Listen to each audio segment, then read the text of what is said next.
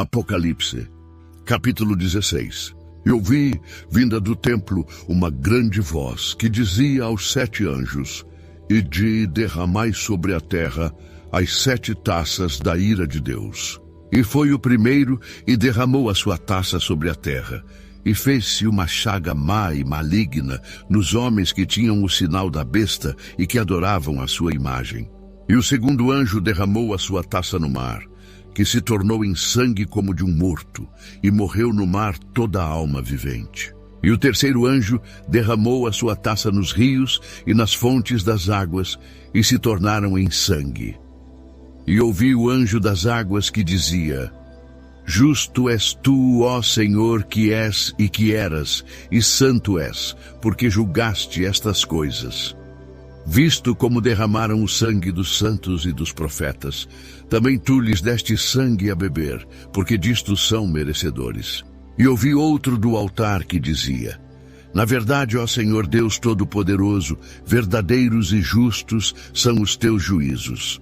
E o quarto anjo derramou a sua taça sobre o sol, e foi-lhe permitido que abrasasse os homens com fogo.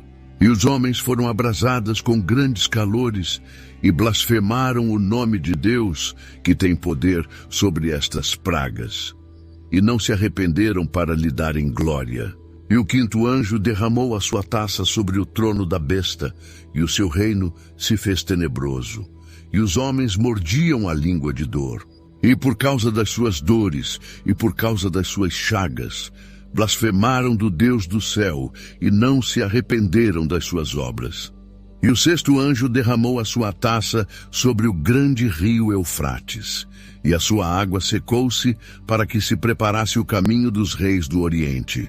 E da boca do dragão, e da boca da besta, e da boca do falso profeta, vi saírem 3 espíritos imundos, semelhantes a rãs, porque são espíritos de demônios, que fazem prodígios, os quais vão ao encontro dos reis de todo o mundo para os congregar para a batalha naquele grande dia do Deus Todo-Poderoso.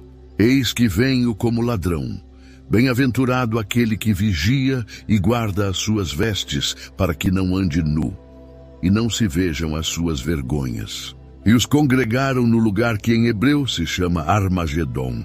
E o sétimo anjo derramou a sua taça no ar, e saiu grande voz do templo do céu, do trono, dizendo: Está feito.